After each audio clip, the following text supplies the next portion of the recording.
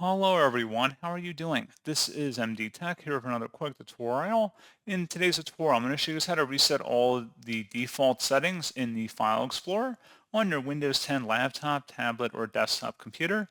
So this should hopefully be a pretty straightforward process here, guys. And without further ado, let's go ahead and jump straight into it. So all I have to do is open up the search menu, and you want to type in File Explorer. And one of the best results should say File Explorer. Go ahead and open that up. You want to select the View tab up at the top, and then go over and select Options on the far right side.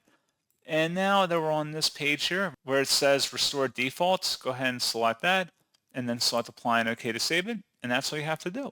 So pretty straightforward process, guys, and as always, thank you for watching. I do hope that I was able to help you out, and I do look forward to catching you all in the next tutorial. Goodbye.